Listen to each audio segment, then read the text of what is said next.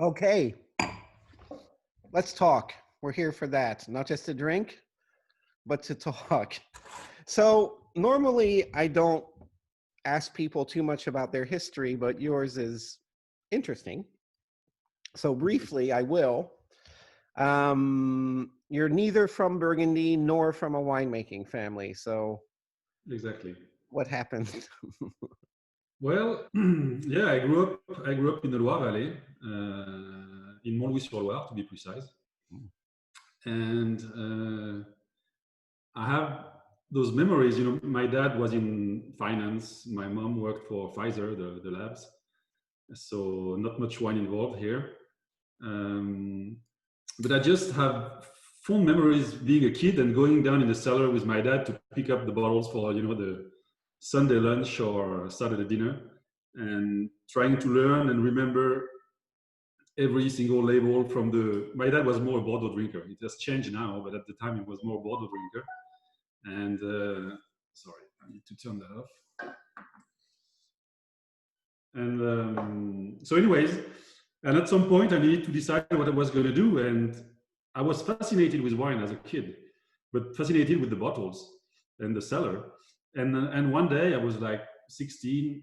I decided to go. You know, when you are in school in France, you have offices where you can go check every job. If you have a dream job, you go there and they tell you how to get there. So I said, okay, I'm going to go there and check how to become enologist. And then Yeah, that's how it started. I but was wait a 16. minute. Originally, you wanted to like design cars or something. Yes, yes, that was when I was even younger. 13, 12. Yeah. Yes, yeah, Okay. 10.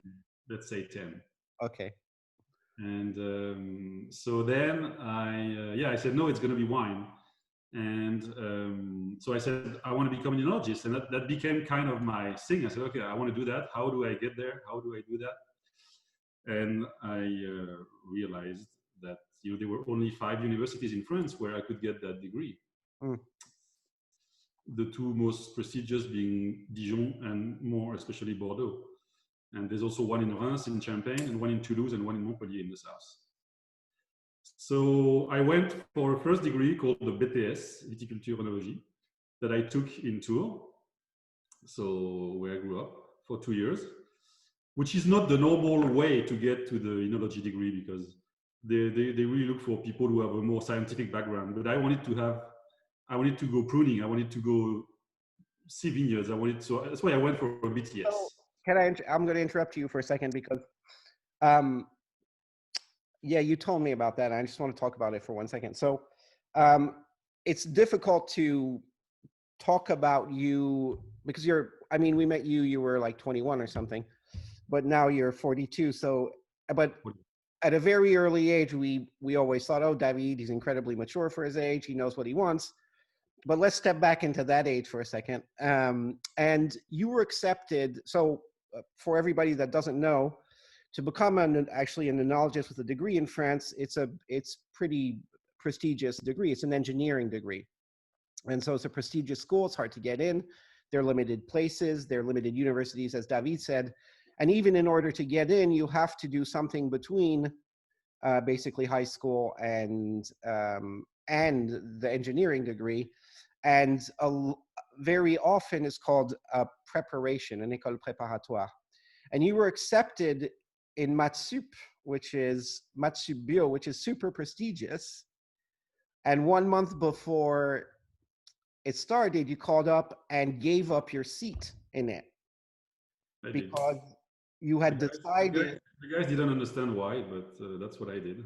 But already at 17, you decided, I want to get my hands dirty. I want to touch the stuff. I want to touch the grapes. I want to be with farmers and go to school with farmers.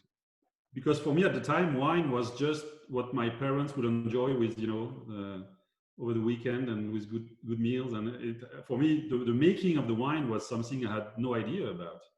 So for me, just to say I wanted to be an enologist and going through the scientific path was not something interesting to me. I want really to get my hands dirty and to learn the real way and how you become a vigneron at the same time.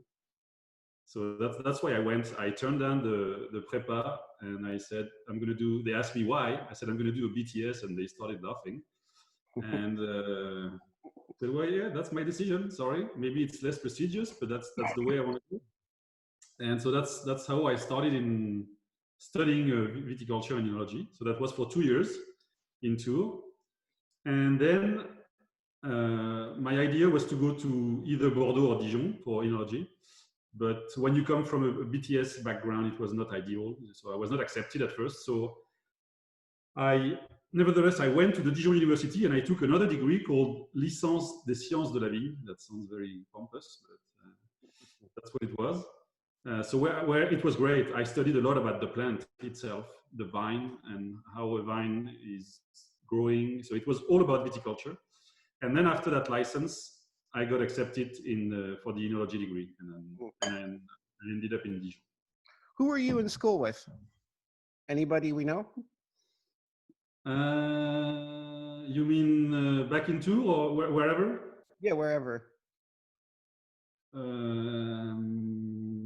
Anybody you know?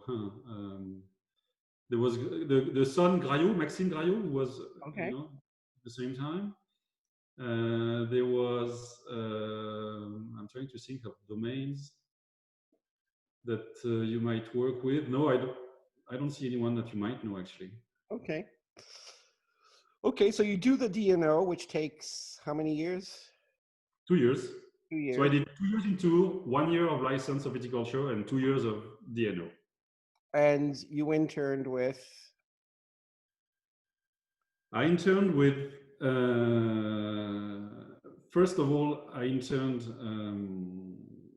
back in Vouvray, the small estate in Vouvray, when I started my DNO, Domaine Pascal de Lalleux, 99 vintage, terrible vintage. I learned what botrytis was, what it meant to make wine with botrytis. And then my main internship for the DNO, where you really had to have a study, and it happened with Ben Leroux at Comte Armand. And well, Ben is, I mean, if I'm still in Burgundy today, I think it's Ben played a great role in that, obviously, because he's not only is inspired, but he's very inspiring as well. And so I had a great vintage 2000 at Clos des Epnots with Ben. It was amazing, and I worked. My theme for the degree was I was working on the different ages of the vines of the Clos des Epnots in Pommard. Wow. So I did all sorts of studies, phenolic ripeness, all sorts of things that they ask you to do when you take that kind of degree, and that was interesting. And then Ben was challenging me a bit when I was coming back to see him. I was about to finish my degree, to get my degree, and he said, "So what are you doing?" I said, "Well, after I get my degree, I might do like everybody else, go travel a bit, go to Bordeaux for 6 months, so I was going to go to Bordeaux. I think I had a job in one of the estates that belonged to Le Château L'Angélus in Saint-Émilion. It's actually a friend of mine who took the job and got fired, so I'm glad I didn't go. And Ben kept pushing me. He said, "Are you sure you want to go to Bordeaux or New Zealand or where?" I said, "Yeah, I want to learn. I want to see different things." He said, "Oh, I might have something for you." So he was teasing me the whole time, because he didn't tell me at first. He said, "Oh, I might have something for you." I said, "Okay. I mean, I love Burgundy. I spent 3 years here, but tell me more." And that's how he introduced me to Becky. I can actually hear him say that, because that's so Ben. Yeah, the teasing, the mysterious little. Yes. Thing. Yeah. So then he introduced me to Becky, who introduced me to the Giroud family, and that's how I got 10 days after I got my degree in Dijon, I started at Camille Giroud. July. So yes, so basically the background is that Camille Giroud was sold to a group of American investors. Becky was managing it, and she needed a technical director, and that's how she found you. And you were 21, 22? I was almost 23. Almost 23. So here you are, the two of you, never having purchased grapes from brokers or things like that. And you have the 2001 vintage, and one day, and we know because of the sale of Camille Giroud, the Camille Giroud brothers didn't vinify much 2001s. And and anyway, we were not interested in these wines at the time. And Becky and I think at some point we meet a broker. He said, "Oh, I might have something for you." So we started tasting samples, and doing the negociant job. Really, when you buy wine, is to taste samples and make a decision, make a wish that it's going to work for you after with your own élevage, with your own approach. So I remember we bought like Chambertin Claude Bèze, Romanée Saint-Vivant, Chambertin, even some Montrachet. I mean, back then it was Beaune Malconsort, Corton Renard. Renard, Malconsort. Back then it was almost easy to find these appellations. And it Not was easy. it was an amazing collection of wines actually that you guys bought. And Yeah. because we still have a few of the 01s, and unfortunately I think we're out of the Clos de Bèze, but we still have Malconsort, Corton Brisson, and Romanée Saint-Vivant, and they're pretty spectacular, by the way. And so the beginner's chance, is that how we say it? No, because the 2002s don't suck either, and what you did after. So 2002 was actually the first vintage you vinified partially. Well, almost entirely by myself, because unfortunately things didn't work out with Bernard and François Giroud, so they didn't really stay very long for the vintage. And so I was by myself trying to make the new Camille Giroud. And so yeah, I remember that was a challenge for me. That was a challenge. And so what did you actually, you purchased a lot of grapes then starting in 2002? Yes, and the style of Camille Giroud was very clear. Yes. Was very definite, was very, I mean, they knew what they wanted to do, and I was like, am I going to do the same thing? What am I doing? So, and I remember tasting with Bernard and François Giroud, and for them the structure was what was important. So I remember tasting with them one day, and they didn't even smell the wines. I was like, just coming out of enology school where they teach you every detail, the first nose, blah blah blah. I was like surprised, to say the least. They went straight to the front palate and the back palate and the structure, and oh yeah, there's potential for 20 years here. That's great wine.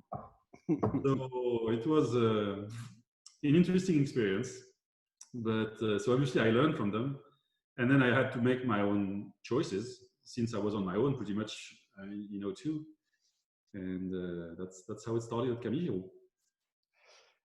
And so you do 02, then you're hit with 03, which is cray vintage, and then and 04, and then 05. But something else happens. Yes, I mean, June 04, I host a group of from one of Becky and Clive Coates symposium, a group of Americans mostly. And it's a Friday morning, I remember. We're tasting 03s out of barrels. And I don't know, for some reason, the conversation ends up talking about vineyards for sale in Burgundy, because we were just offered at Camille Giroud a domain for sale in Beaune. For different reasons, the Camille Giroud owners were not interested in buying it. But I still had it in mind because I had worked on this project. And we start talking about that, and one person said, "Oh yeah, that's interesting. We should talk more about it. You should come over for lunch with us, and we can talk more about it." And that's Friday at lunch, and then that's Friday afternoon we go visit the vineyards, and basically Saturday morning they make an offer to buy the domain, and they ask me to not only be part of it but also to have my name on it. So I said, well, I don't think this is going to happen very often in my life, so I should think of it twice before I say anything. So I didn't think very long. Yeah, that's how it started. That's how Domaine Croix got created. So it was named Domaine Duché back then. And he was quite a character, though.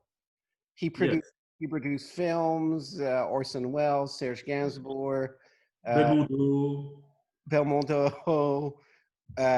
He was a minister. He was a minister of telecommunications under Edgar Faure, in the mid-50s. Yeah, he was a character. Then his son took over, and then his son was an architect based in Paris, who was running the domain, but was mostly selling grapes to negos, so was not really interested in continuing the domain. And he was, I don't know, over 70 years old when the sale happened. So anyways, he was looking for someone to sell the domain to. And he almost sold the domain to a famous estate in Côte de Beaune. And the day they were supposed to close and sign something, everything blew up. So we got lucky, and thanks to Louis Michel Ligébelair, actually, who was the broker at the time, and another job for him. And that's how we were able, or they were, my partners were able to purchase Domaine Duché, that then became Domaine des Croix. So you do both domains. I mean, you do Camille Giroud and Domaine des Croix. I think the last vintage you vinified was 2016 at Giroud. Yes. And then you left Giroud to focus on the Domaine with a brief stint somewhere else, but we'll not talk about that. And there we go. So originally at Domaine des Croix, there was fewer vineyards than there are today. Yes. There was only Beaune, Savigny, a little bit of Pommard, and Corton-Charlemagne, right?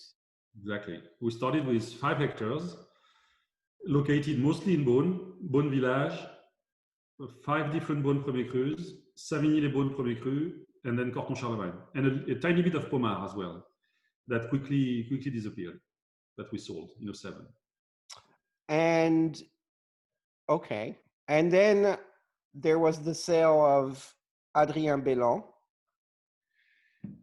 Yes, I was lucky enough. I mean, I feel very lucky from the beginning in this project, but I was lucky enough to be part of a group of growers, including Rousseau in Gevrey, including Méo Camuset in Beaune-Romanée. It was a group of growers who got together, and I got lucky to split the Corton vineyards of Domaine Adrien Bellon between Méo Camuset and us. So we acquired Alos Corton Village, Corton Lavigny au Sein, Grand Cru, and Corton Les Grèves, Grand Cru. And there was Chambertin, I guess, that went to Rousseau. Yes. Because he needed more. Yes, the Chambertin went to Rousseau. Where did the Centenays go? Girardin was in the deal as well, so I'm sure he got some. I don't know. Actually, there was a piece of Corton Charlemagne. No one knows where it went, or at least I don't. I think it was a lease, but the piece of Corton Charlemagne went somewhere to someone. I don't know who. And yeah, and there were a bunch of growers from Centenay as well who were part of the deal and who were interested, obviously, in buying Centenay vineyards. I actually still have a piece in Centenay that is in Centenay-sous-la-Roche, but it's not planted, and it's impossible to plant almost because it's full of murgé, of stones. It would make a great spot for whites, but it's very difficult now to remove the murgé. It's all protected, so it would need a big caterpillar and a lot of work, and I don't think that will ever happen. Before we move on, there's one question from Sam, like, hi Sam, and were you in school with Nicolas Gonin? Oh, I did, yeah. And why do you know François Huret?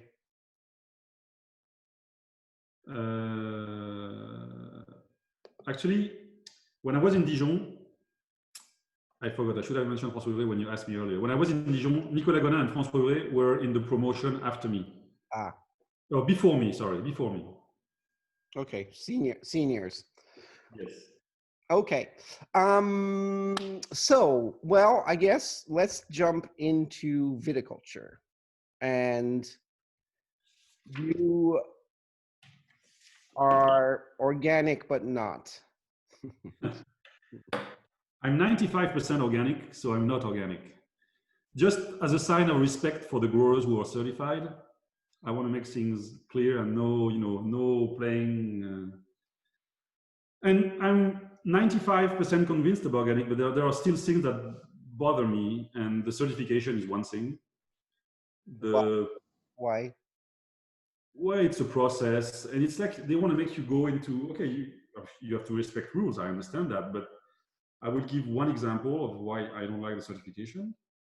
There is one herbicide that's been created, made of canola, that has all the requirements to be used as organic viticulture. And for political reason, it didn't get certified.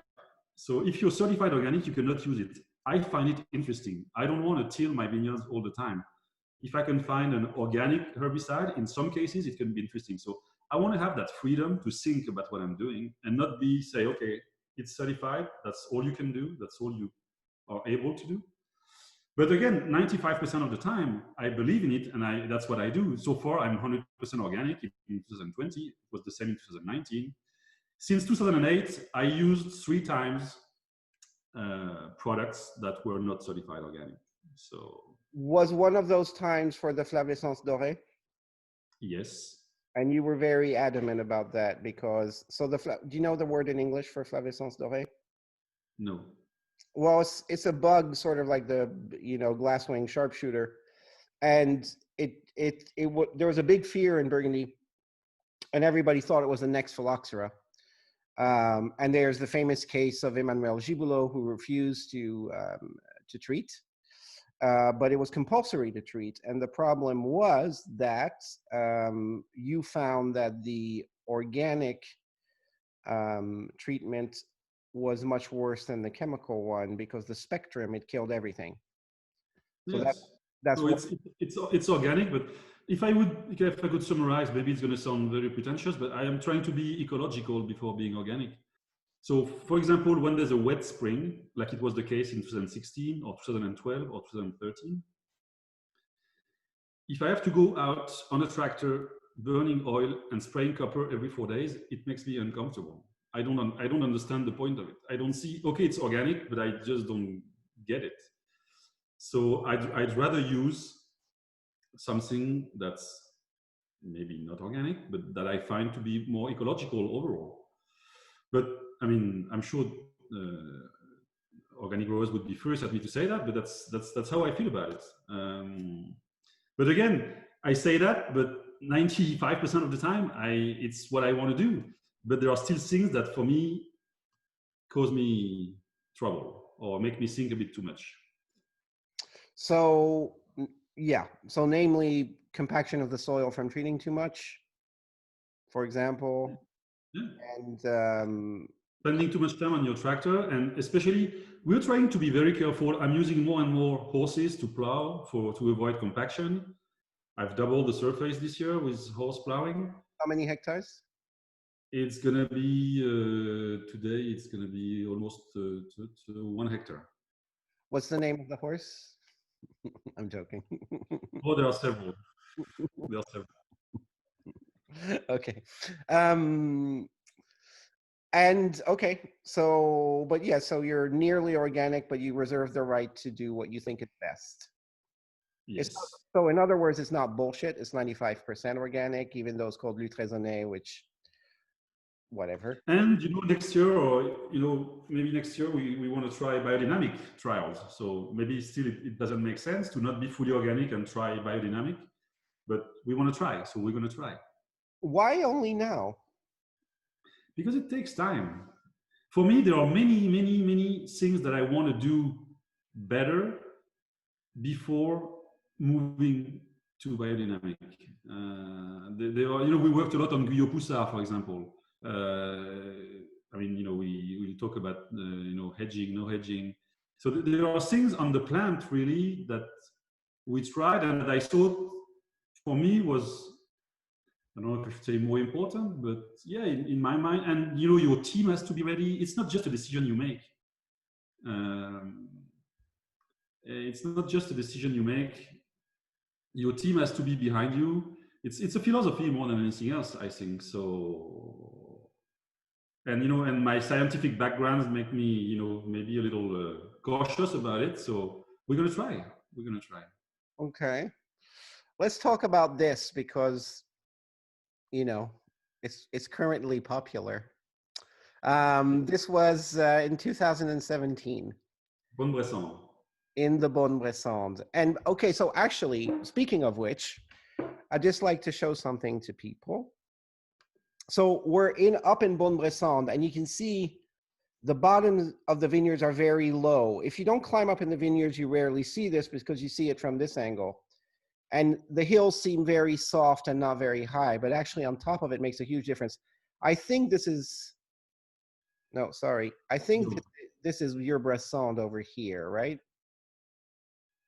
Are we in Saint-Vin with Brisson? Yeah, that's it. That's Brisson. Yes, that's Okay, Brisson.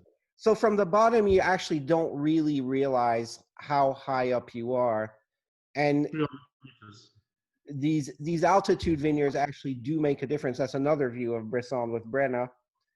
Brenna may be here. Hi, Brenna. But anyway, let's talk about this because this is something you did, you're not doing. But I guess canopy management is of the moment. So let's talk about it. Yeah, well, the thing is with, how would we call it? Arches?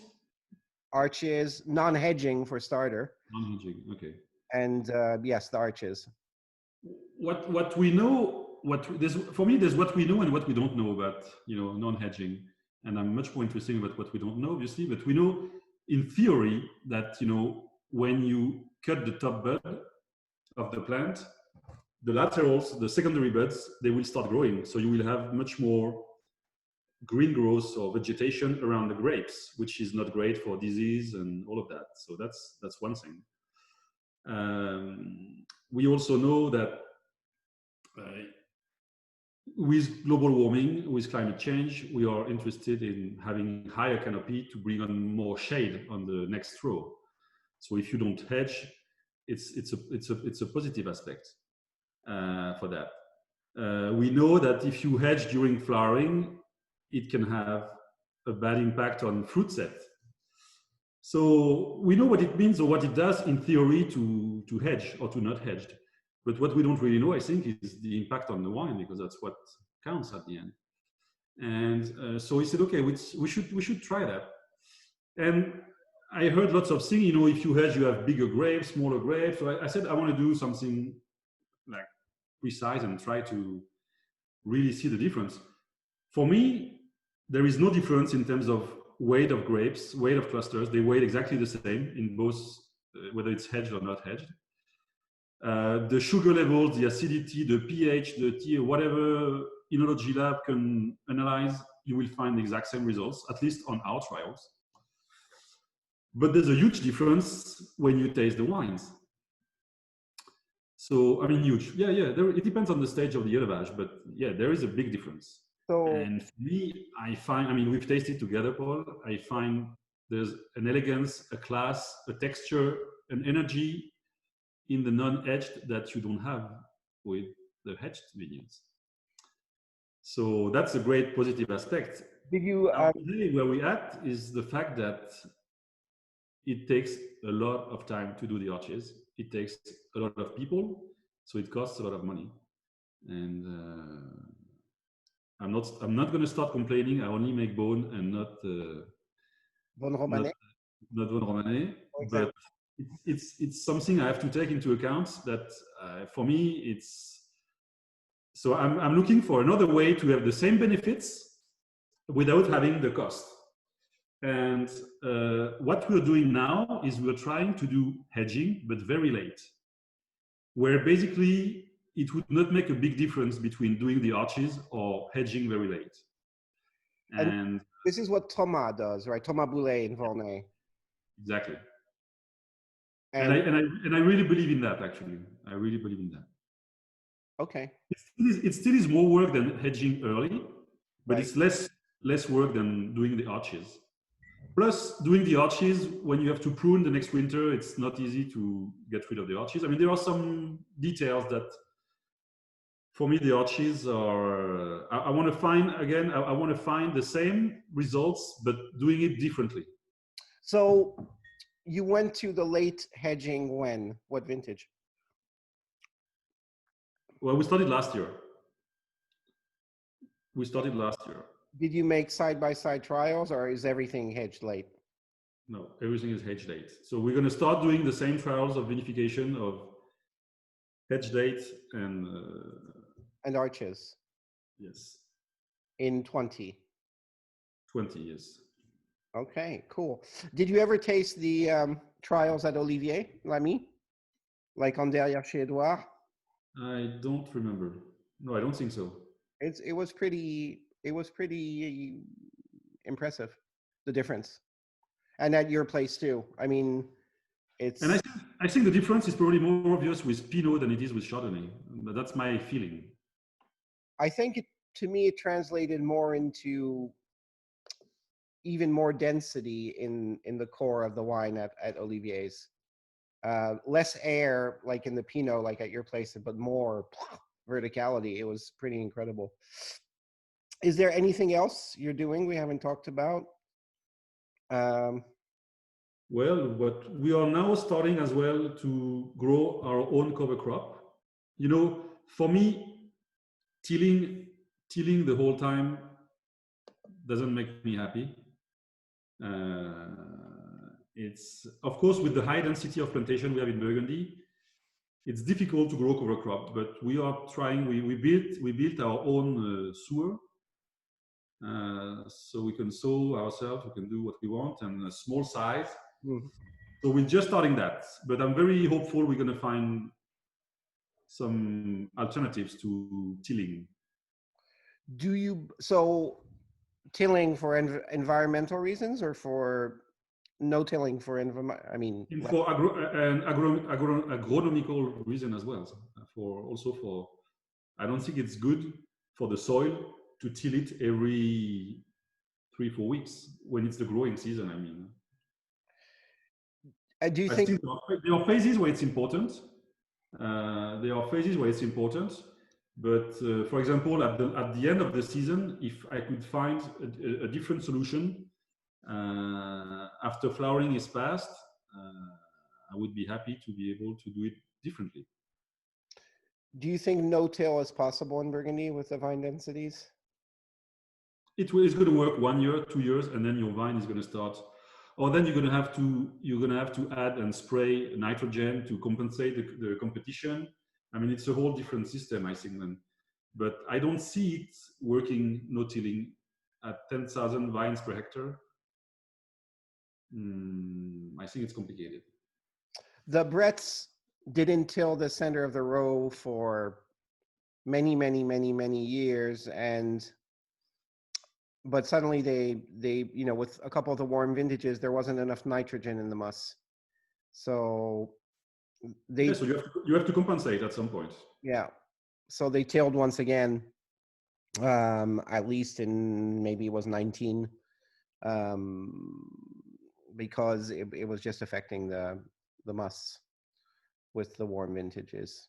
Yeah, and if because I make these choices, then I have to add nitrogen later on. What's the point? I'd rather get it from the soil. So I'm tasting the 17s. You're tasting the same 17s. We both have 3 of them.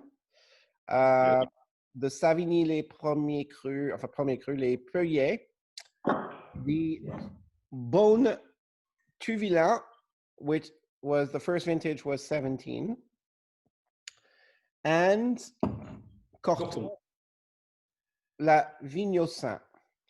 I chose the wines, and I actually chose 3 17s I had not yet had in bottle.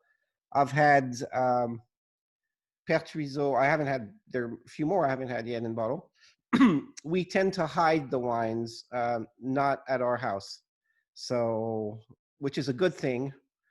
But the bad thing is that it takes me, I can't, you know, sometimes they just go away and I can't taste them immediately. So I've had Pertuiseau, I've had Brisson and Saint-Vigne and Beaune Grève, and they've all been spectacular. I wanted to try 3 wines that I haven't had in bottle. And first of all, you started a change in 15 to change some of your vinification practices, but I don't think that 15 or 16 could really demonstrate them. Yeah, because the impact of the vintage is very strong with these vintages. So you see the vintage first. And yes, exactly. And first of all, 17, I know you're madly in love with it. I'm madly in love with it. I wish I had this every year. But it's the first vintage where you can really see the delicacy, the air. So do you want to talk a little bit before we talk about the terroirs and specifically about Beaune and Alos, two of the most popular terroirs in Burgundy, as we well know. Do you want to talk about the last few years of evolution? Because it's pretty dramatic. Yes, actually, it started a bit with 14 as well, but I think there are two evolutions. There's one evolution in the vineyard, because we took over the vineyards in 05, but I realized it really takes you 5 to more, even 10 years to put the vineyards back in shape or where you want them to be, I think, to have them at your hand. So at the beginning, the first few years, the vigor dropped. We started plowing again when we took over the vineyard. So there was some changing in the viticulture that affected the plant, and obviously the grapes and the taste of the grapes. So for me, if I summarize the evolution, is I'm trying to make wines that are less because the vigor dropped, and maybe because of my choices of vinification. I guess I don't know, trying to prove something to someone or to myself. It's the most difficult part is to not do too much. And I used in the past to do too much. I couldn't stop. I say, okay, if I don't do a pump over, I'm going to have to do a punch down. And if I don't do a punch down, I'm going to do 2 pump overs. And you keep going like that. So I think now that the vineyards are in good shape, I hope, I can be more gentle in terms of vinification. I think so. That's the first evolution. There's less extraction in the wines. There's a better balance in the fruit because the vines are in better shape. And we have also changed which is the only product we're using to make wine, sulfur. We've changed the sulfur regimen as well. So where I used to be very traditional, using 1 liter per ton of sulfur, like a lot of people do, when the fruit comes in, I'm now at either, so 1 liter per ton means 5 grams per hectoliter. I'm now at 1 gram or I'm at 0. So as long as the fruit is clean and healthy, I think adding sulfur at the beginning is, that's what they teach you at school, but it's completely useless. If you manage to handle the beginning of fermentation, if you don't let it go, vinegar or whatever, but if the fermentation starts quickly. So for that reason, I'm not really a big fan of cold soak, because when you do cold soak, usually it means you have to add quite a bit of sulfur to prevent the fermentation from starting. And so my changes were in 14, reduce the sulfur a lot, or even stop using sulfur, get the fermentation started right away. Do you use with a starter or just? No, just no. What I do now is that I add 1 gram on the first cuvées that come in, just to do a little yeast selection. So I add a little bit of sulfur, 1 or 2 grams, 1 gram most of the time. So then the first cuvées that come in that will take longer to get started are a little bit protected, and there's the yeast selection as well because of the sulfur. And once they get going, we use those vats to inoculate the fruit that's coming in later on. So it's not exactly a pied cuve because you don't start it ahead of time, but it's a similar principle, in a way. In a way, yeah. I should work on doing a pied cuve. Okay, so very little to no sulfur at harvest. Yes. Of course, no, maybe not. Of course, natural yeast fermentation, ambient yeast fermentations. Natural yeast fermentation, yes. Yep. I've never used, and in the winery, I think the winery that we're in at Domaine Croix, there never was a bag of commercial yeast that came in. So I'm pretty sure the native yeasts are really native. Yes. Okay, so extraction regime. I don't want to talk about infusion because I don't think it's the right word. I don't know actually what to say. It's really based on tasting. So I taste twice a day and I decide, but what is sure is that I do less than I used to in the past. In the past, what was it? Pigeage twice a day, pigeage once a day? Three times a day. But in 19, I went back to 3 times a day because that's how I felt about doing it. So I can't wait to taste soon. Now we have the right to now. But for me, pigeage doesn't mean extraction. That's why I don't like that word extraction either. If you take good care of your grapes when they come in, if you don't squeeze them, if you don't break the seeds, you can do 10 punch down a day. You will not get any harshness. You will not get any harsh tannins. But if you break your seeds, if you process your fruit through a pump and you crush everything, you can do 1 punch down and 1 pump over, and you're going to have tannins all the way here. So for us, the main concern is, we have small bins. We are very careful with how we treat the grapes before they arrive at the winery. Then obviously sorting table, destemmer or no destemmer, because I'm using more and more stems as well. That's another evolution. Yep. Even though I didn't really like stems when I started, now my tastes have changed, so I'm using more and more stems. But yeah, maybe a bit less punch downs in general, except in 19, and then it goes straight to barrels. It goes straight to barrels. And if the malo happens, it doesn't mean we're going to add sulfur either. So I'm really now doing sulfur based on tasting more than based on the life of the wine, where, usually if it's beginning of fermentation, you add sulfur. If it's end of the malolactic fermentation, it's a stage of the life of the wine where you want to add sulfur, or that's what we were taught. Now I really do it based on tastings. So I take a few risks towards Brettanomyces and things like that. But for me, the wine, and I learned also one thing with sulfur.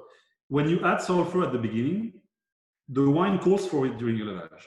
It's like it gets used to it and it needs more. When you don't use sulfur at the beginning, the wine can hold by itself with no sulfur for almost the entire élevage. And I only add some prior to bottling. And I like that. But again, that works only if you have clean, healthy fruit. And we've been lucky since the 14 vintage to get very clean and healthy fruit. So I don't know how I will do if we get back to botrytis era. Well, good. They'll be called rainy vintages. So we want cool vintages. So total at bottling today is what? Like maybe not 18, but 17 or 19 will be. For 18, I can tell you I have the numbers of 18 in mind. I am between 25 and 30 of free sulfur and 40 of total. Wait, that's a lot of free for not a lot. It is. That's what happens when you use little sulfur and you have healthy grapes. It doesn't combine a lot of sulfur, so what's left is a lot of free sulfur. Okay. So it's low total sulfur. I mean, it's perfectly reasonable in today's standard. Yeah, so the average analysis for the reds are 25, 40, 45. 25 free, 40, 45 total. Max. Okay. So you mentioned whole cluster. Is there now whole cluster in every cuvee? No. Depends? Depends on my mood sometimes. It depends on there are terroirs where I'm, like for example, Brisson, I never use stems in Brisson, and I use stems in 19 because I want to try. But for me, that chalky, that sense of minerality from the Grésilité you have in Brisson would not match with stems. That was my idea. But I said, if I want to make sure it's the right idea, I have to try it. So I try with a bit of stems in Brisson. But in general, Brisson doesn't get stems. I tend to use stems in terroirs that are either very clayish, like if it's a white soil, which I don't really have, but white soil, lots of limestone, I would not do stems. If it's more red soil and more clay, I would have a higher proportion of stems. And then it depends on the vintage as well.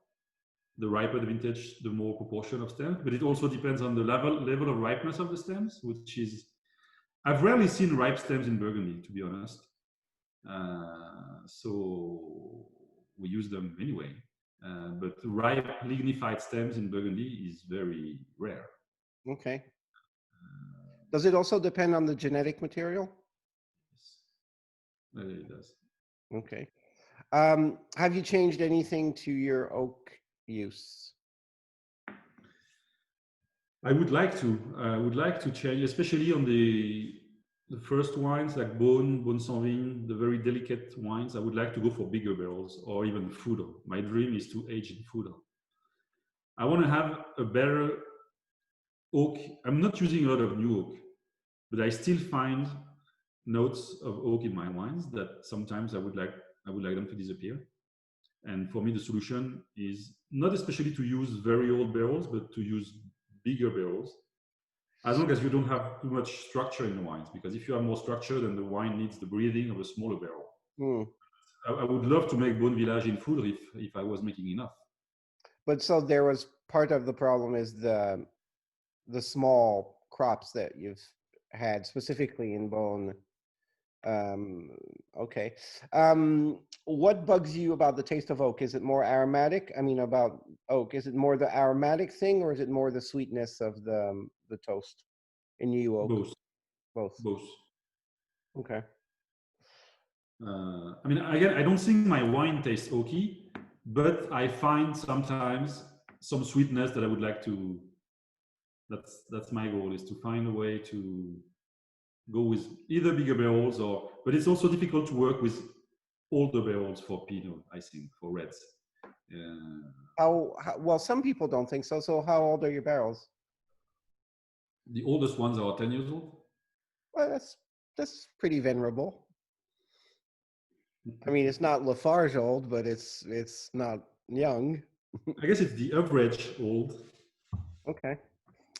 Okay. So, okay. So you said you don't use a lot of new oak. So are there 15% in average? 15 in average? 1.5, yeah. That's not a lot. What does it go up to? It goes up to 25% with Corton Red. It starts at 0 with Bourgogne. It's like 5% with Beaune Village. It's 10% with Sauvigny, and it's 15-20% for most of the Premier Crus. Okay. So let's talk terroir, and let me share something.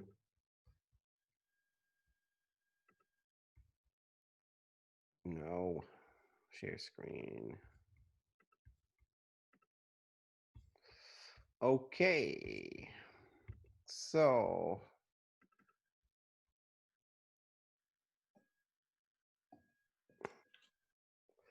I didn't know you had Centenay, so I've only kept. Yeah, but again, it's not planted, and it probably never will be. So the bulk, I mean, the biggest number of vineyards are in Beaune, which we'll go visit. You have one in Savigny, in Les Perriers, which is just around here, which we'll go visit. But let's start with, actually, there are your vineyards. Let's start with Alos quickly. I guess, you know what? No, we're drinking wine. So let's start with Savigny.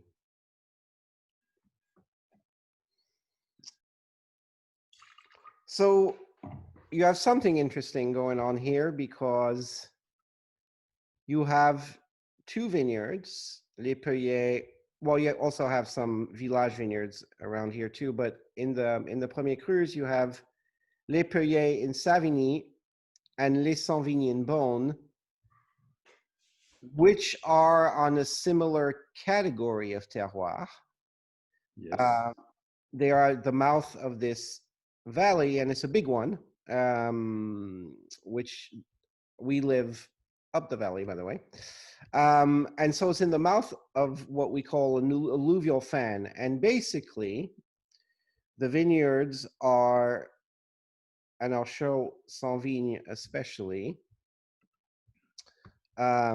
basically the vineyards are on this. So they are on unconsolidated material, which means not bedrock, but gravel. Big gravel, small gravel, sometimes as big as Galets Roulés, and that's what the vines go into. On top of it, there's some clay, and there's variations to this. But anytime you're on an alluvial fan, there are wines with great roundness and not a lot of mineral definition. Would you agree with that? I completely agree. It makes very spheric wines in a sense. It's For me, when I taste the grapes in Sauvigny, I always get that sense. You taste the wine, you taste that, you taste the grapes, you taste exactly the same. They are not. Sometimes when you taste grapes before harvest, when you try to determine when to pick, it's sometimes hard to chew. It's sometimes the pips are green, and with Sauvigny, it's always pretty. It's always nice to taste. Even 10, almost like I would say 5-10 days before harvest, it still is. So it translates in the wine. It's always a bit like that. It has that touch, that texture. That's very. There are no hard edges in Sauvigny, never. And I mean, to be honest, not so long ago, I used to hate wines on those terroirs. I found them too round, too soft, no length, no verticality. I guess my exposure to Vin de Soif natural wine over the last decade made me start to really, really love these wines that are completely gorgeous and fruit driven. They're not serious. The hierarchy of Burgundy is not built. There are no great vineyards at the mouths of or on alluvial fans. There are no Grand Crus. There are no mega serious Premier Crus. I don't think. Maybe I'm wrong. I'm probably wrong, but in general, that's the truth. And even yourself, I remember for a while, for a long time, you tried to make Sauvigny into something else than it was. You tried everything to give it definition. And I try. it's the day you didn't that I really started to like that wine. That's what I was saying, earlier. The most difficult part when you make wine is to learn to not do anything, because I was trying to make it in a way that doesn't suit him. It's just that's not the way Sauvigny is meant to be. So I shouldn't fight against that.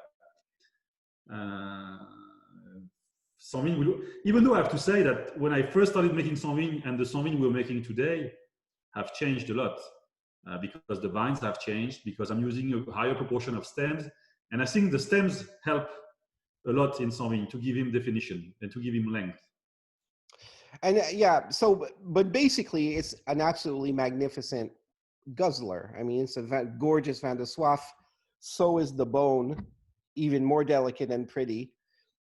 Strangely, and this is what we're drinking, there's more the Perrier is more linear.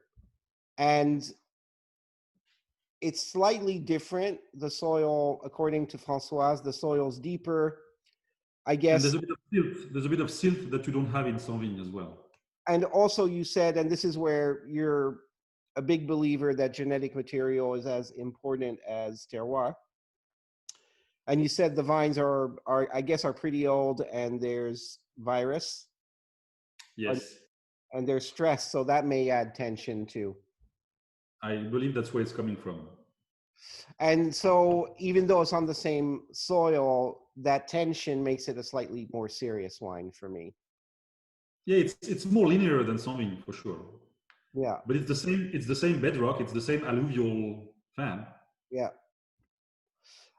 So we only put 2 down, but you actually have 4 parcels of Sauvigny, which are directly downslope from your Brisson, which we'll go visit in a sec. And actually the bottom part of Sauvigny is alluvial fan, and the upper part of Sauvigny is Grèzlité. So let's go look at Brisson. Brisson is very high on the slope.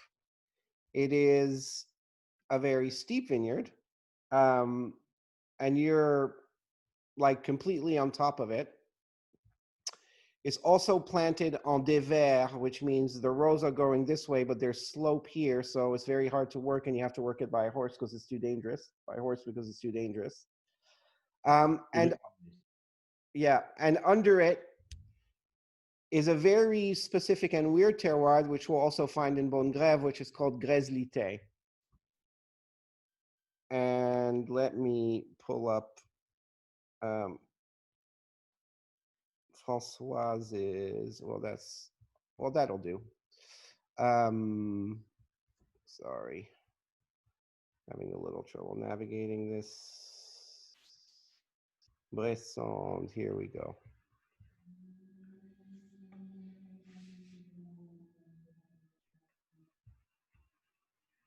So here is the profile of Brisson done by geologist Françoise Vanier. And you're also in gravel, but not the same kind. But not the same kind. You want to explain it? Well, it's basically fragmented limestone mixed with clay. It's a limestone that comes from the top of the hill that was fragmented through the glacier era, and it's what's at the bottom, and what's on top is the soil, which is a degradation of those grésilités. And for me, those grésilités, if you combine it with the altitude of Brisson and the exposition of Brisson, which is east facing and not southeast, gives it a very distinct finish and texture in terms of, I like to call it sometimes quite muscular. It's not chalkiness, it's a sense of a drying feeling that you have at the end that really brings length to the wine. And for me, that's typical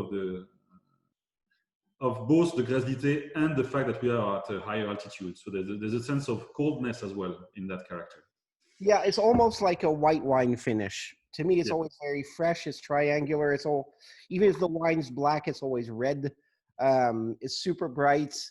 It's very, very mineral. And there's a physical explanation for that. There's a lot of calcareous, calcium carbonate precipitations because of the size of the gravel, I guess. The roots can't really go down into it, so it's so calcareous. And yes, with the altitude, it's probably the most aggressively mineral wine you have in Beaune in a really great way. I agree. And Beaune is often thought to be nice and round, but the more you dig into it, and the more this is absolutely not the case. There are a lot of vineyards with huge personality, and Brisson has probably got one of the biggest personalities in Beaune. It also was a wine that you struggled with for a while, and most people do struggle with Brisson. It's got a wild side that's it's actually become. I mean, my allegiance to bones in your cellar have changed over the years. For the longest time, I was a Pertuiseau man. But I have to say now, if I was forced to pick one, I'd probably go for Brisson, right, in the last 2 or 3 or 4 vintages. I absolutely love it. I feel the same. I used to have Grève and Pertuiseau above, but now Brisson is climbing up.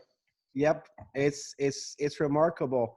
And the strange thing is that you have Beaune Grève here. And well, first of all, I've often heard you say that this part of Beaune, so Beaune Grève, l'Éteron, the top of l'Éteron, and l'Écrat to you is probably the most qualitative area in Beaune. I think the Girouds believe that too. They have a confidential vineyard in l'Écrat, which is absolutely insane. Your second to last vintage, the 15, is mind-boggling. I think we stocked away quite a bit in the company cellar, and maybe it's time for us to all reward ourselves after a rough season and pop one. I know you had some. It was your parting gift from Giroud. But yeah, it's an insane bit. The bottom less so, right? Le bas des Terrons. The bottom is not where we are in Terron, unfortunately, but that's the heart of Terron is above, and it's towards Cras. For me, they are like the tête de cuvée of Beaune today. If I had to choose, it's Grève, Terron, Cras. It's really in that area. And so there is, this is less known, but in the group of vineyards that should be Grand Crus that are not, in the Côte de Beaune, there is Meursault-Perrières, Pommard-Rougien, Volnay-Cailleret, and a lot of people do also mention Beaune Grève. You don't believe in it specifically because you don't think the bottom is great enough, or why? It's a big Premier Cru. It's over 30 hectares, so it's large. So maybe the heart of it, where Baby Jesus is from Bouchard, maybe deserves Grand Cru, but I'm not sure all of Grève. I'm just not for the reclassification system in general. I just think that, and I'm not saying that Perrier doesn't deserve to be Grand Cru, but I think it's a little complicated today to come back to that. Or if we do that and we want to have credibility, we should say, oh, then maybe some part of Corton should be Arlos Corton Premier Cru. But if we start doing that, it's never going to happen, obviously. So it should go both ways, is what you're saying. Yeah, if we want to be credible, that's my opinion. So in general, I'm not for the idea of doing a new classification of Grand Cru. We know what they are. We know that Clos Saint-Jacques, Les Amoureuses, I mean, we know which one they are, and they should be Grand Cru. Then in terms of quality, should Grève be Grand Cru, considered Grand Cru? I don't know, actually. I don't know. Some parts of Grève, maybe. Yeah, I don't know what to say. I'm sharing this picture because we're standing here in your Grève, but with arches. What? With arches. With arches. That was 17 again. And also right above here, these two little bits, I believe, are Lafarge's Beaune Grève. Exactly. With the little bit that was ripped up and replanted recently.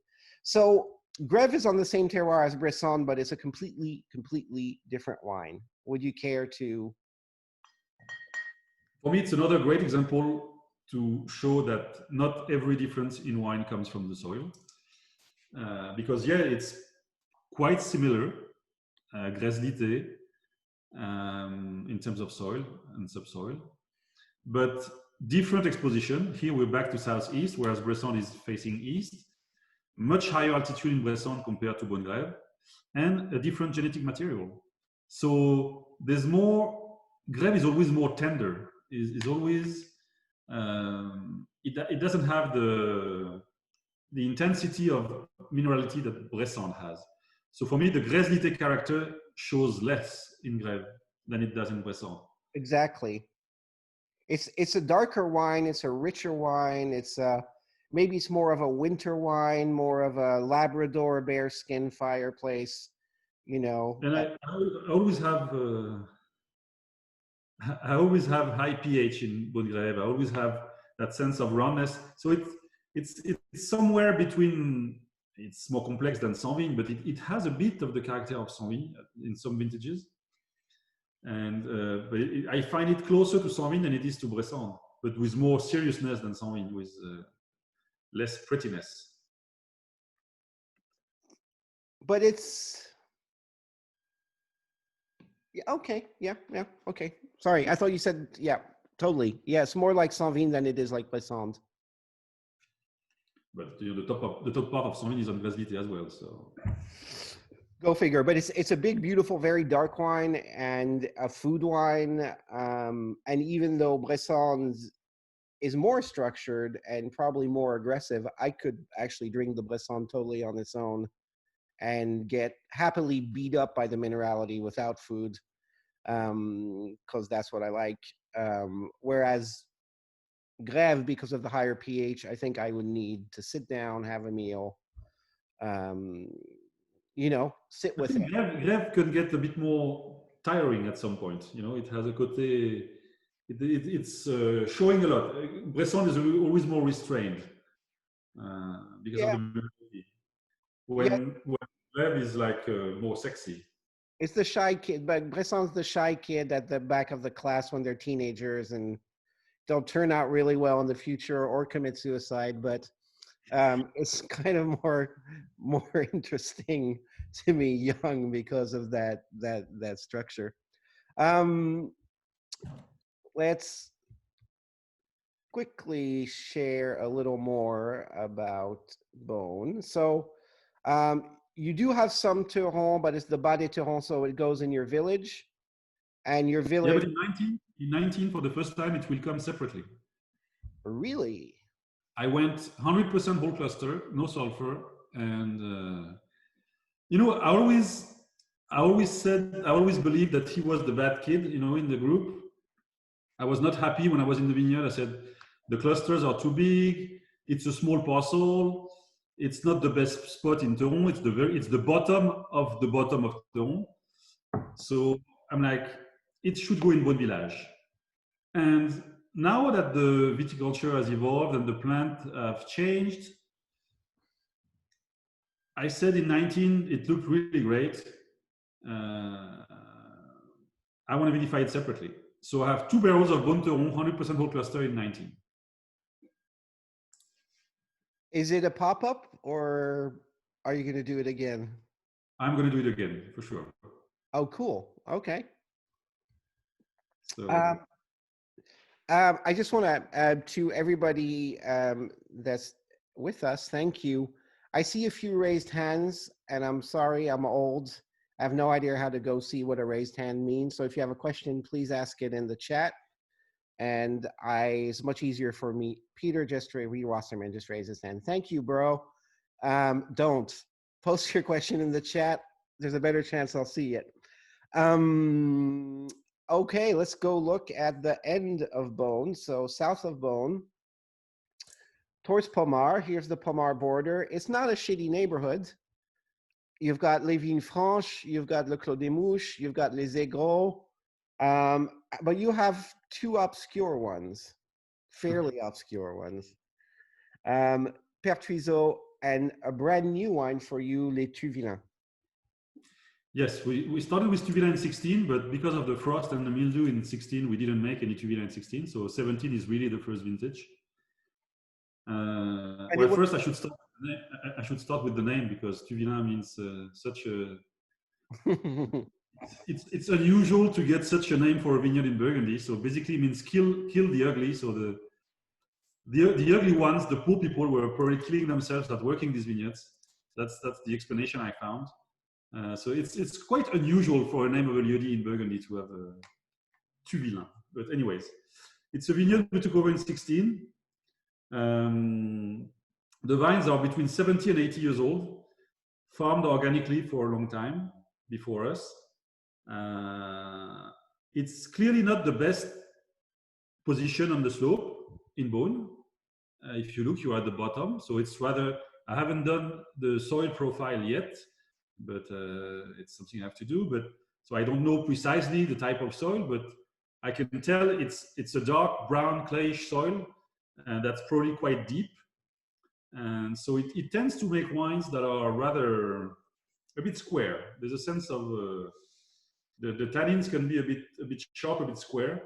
I don't know. I think it doesn't show in the 17 because the vintage is so pretty overall that the wines doesn't show that, but it shows it more in 18 and 19. Okay. The 17 is gorgeous. I mean, it's got more core than Saint-Vigne. I mean, there's definitely more of a spine to it, but it's very soft, it's very resolved, it's very melded into the wine. In a way, it's softer than the Perrier, even though it's not on alluvial soil. It's and it's not as dense and it's slightly less tannic than Pertuiseau. I think it's a pretty great intermediary between Saint-Vigne and, say, maybe Perrier. It's I like it a lot. It's almost glue, almost not glue, in a way. At least the 17. It's half glue. It's half glue. And so then you have Pertuiseau. Yes. Which for me, when we started the Domaine, I mean, I had already tasted Beaune Saint-Vigne, Beaune Grève, Beaune Brisson. I had never heard of Pertuiseau. So I was very curious, and it's probably one of the vineyards I prefer because it's one of the vineyards where I like to be the most. There's just a good feeling in that vineyard. We have 2 parcels. One is older, is around 55 years old. One is around 35.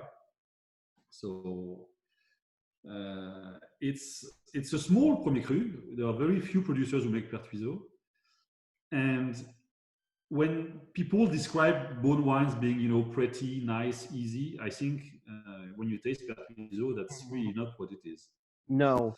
Uh, And actually, it's got a specific, let me, how do I get rid of this? I'm going to need some classes in Pertuiso.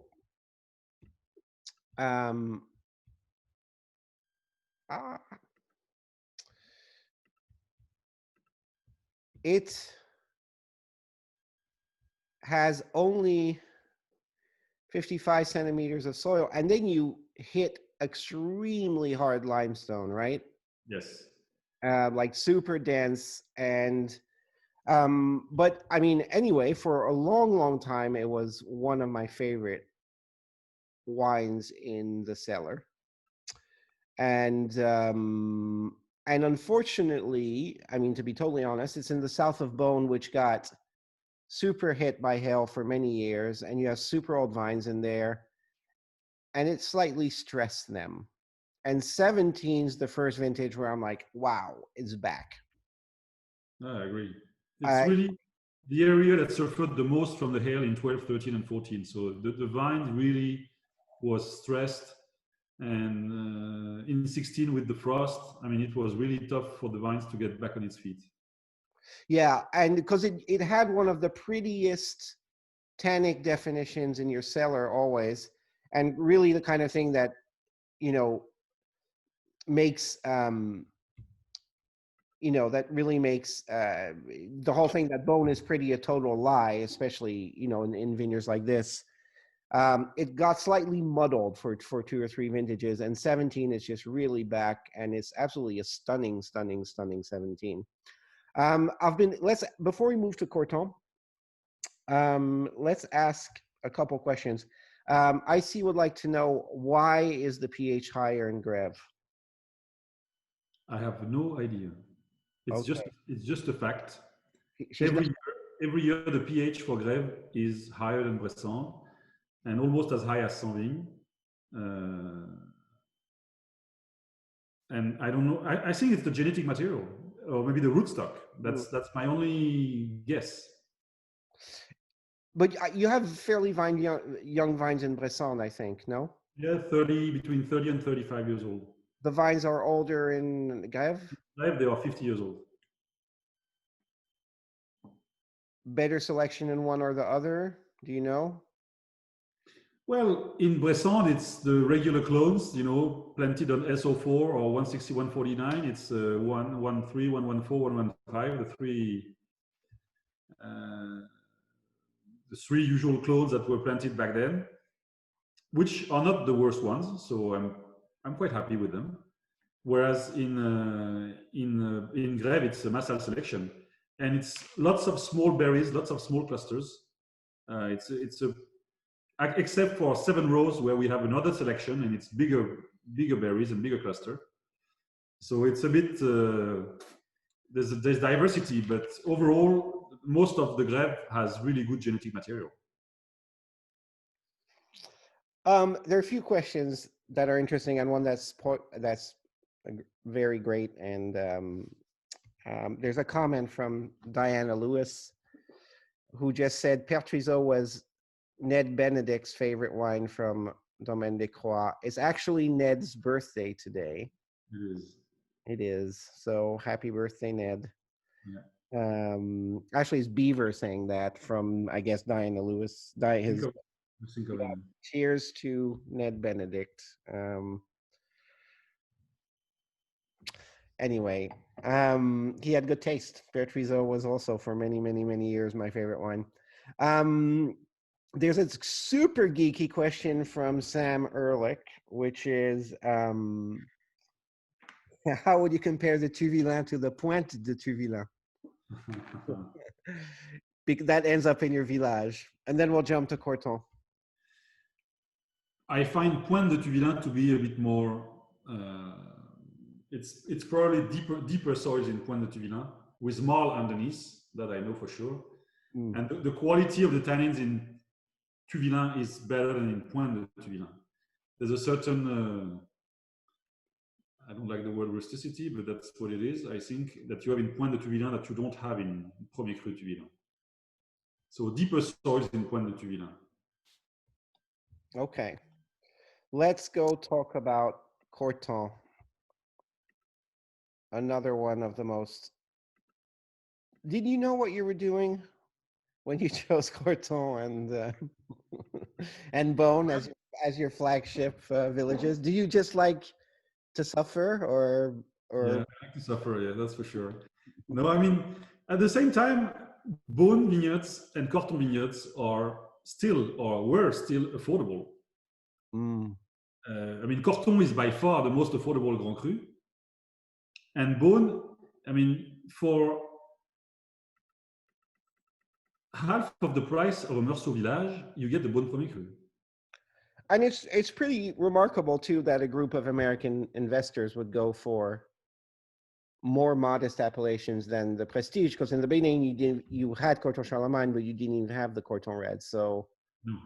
it's pretty remarkable that they weren't after, you know, either whites in Meursault or Prigny or reds in the Côte de Nuit. But for me, the decision was easy. It's when I saw the vines. When I saw the vines and the genetic material they had in Corton Grève and Corton Mignosin, I said, it can be anywhere. It could have been in Haute-Côte. I would have said, we need, if we can, we need to buy these vineyards. Because for me, first thing I look when I visit vineyards for sale is the quality of the genetic material, because it makes such a huge difference, obviously.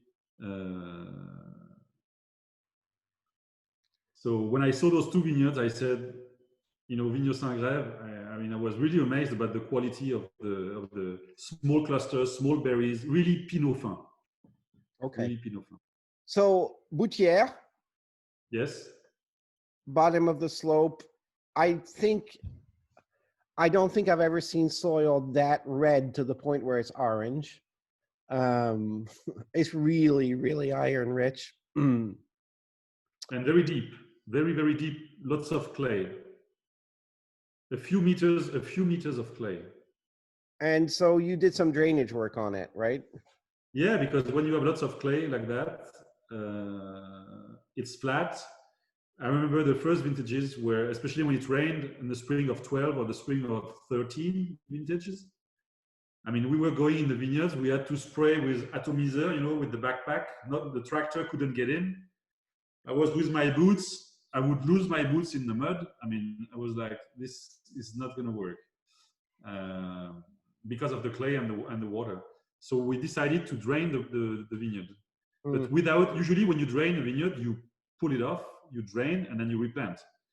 But there are old vines there, and I didn't want to lose them. So I did an experiment, an expensive experiment, but I said, we're just going to pull off 3 rows on one side, then pull off a few vines parallel, and we're going to put drains like that and keep, so we kept 75% of the vines.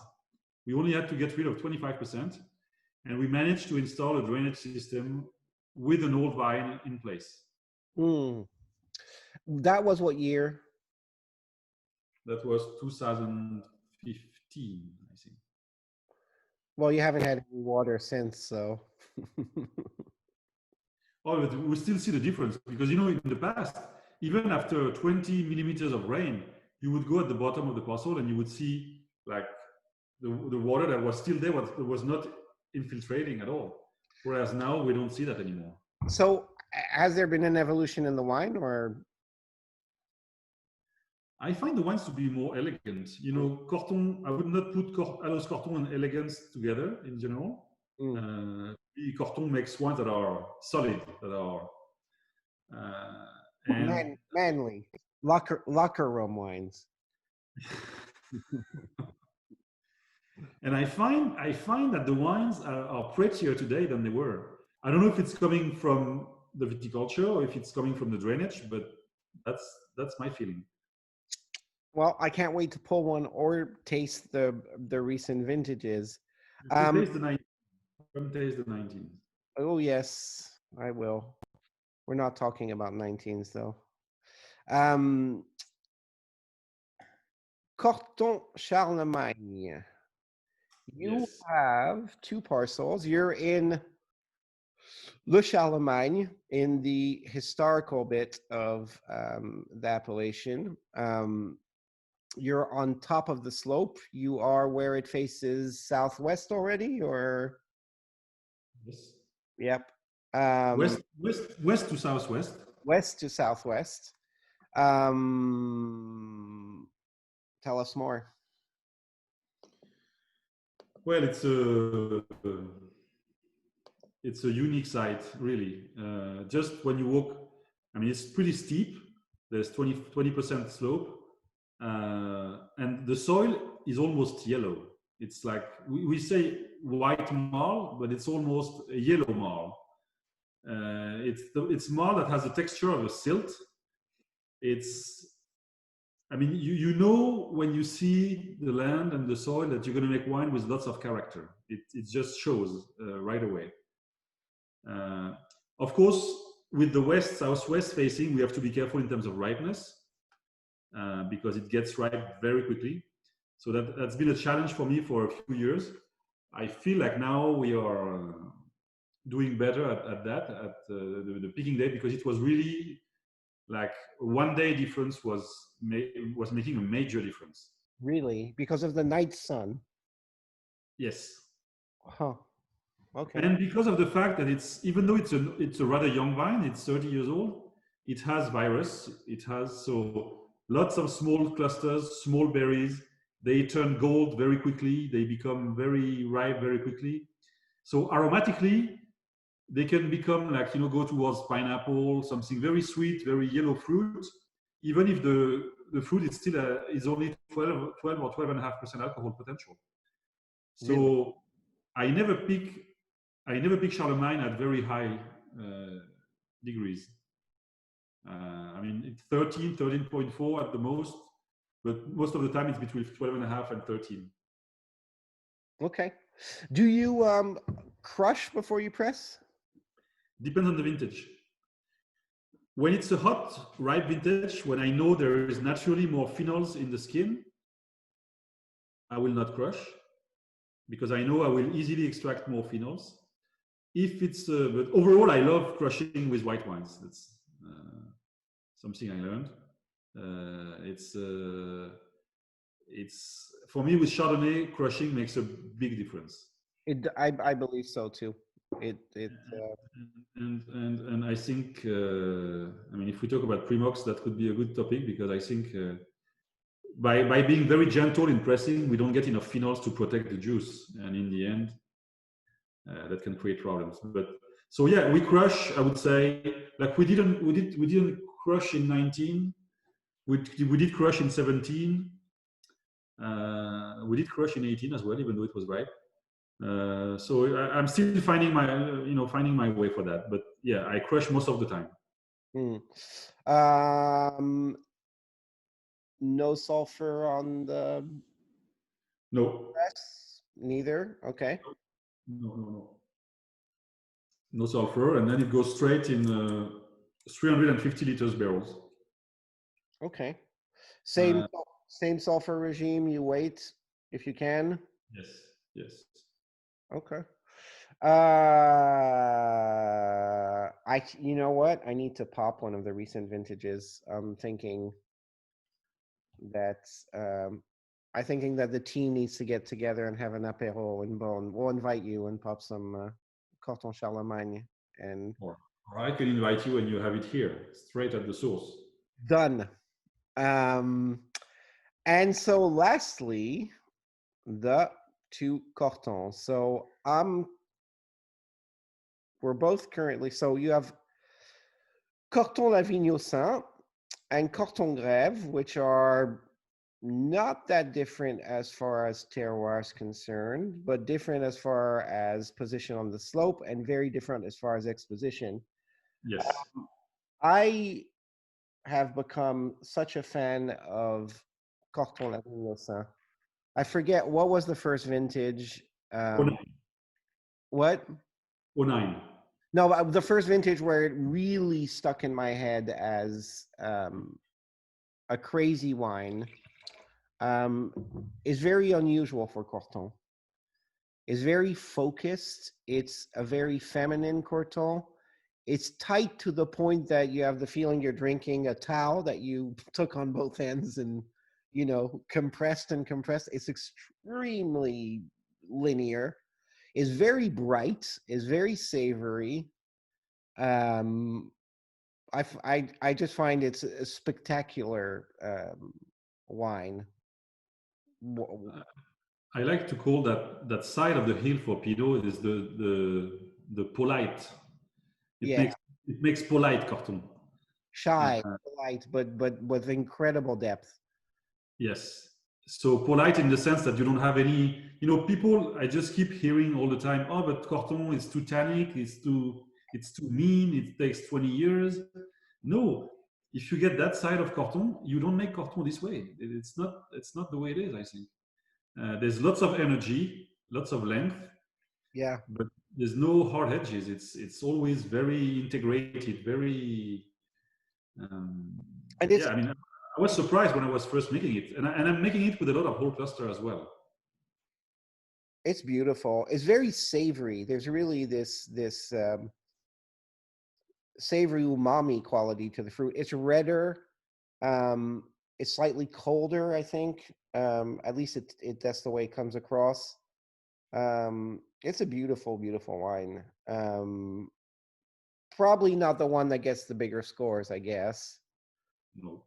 No, but it's extremely intriguing. I mean, it's I haven't, I can't say I've had too many Cortons from that side recently.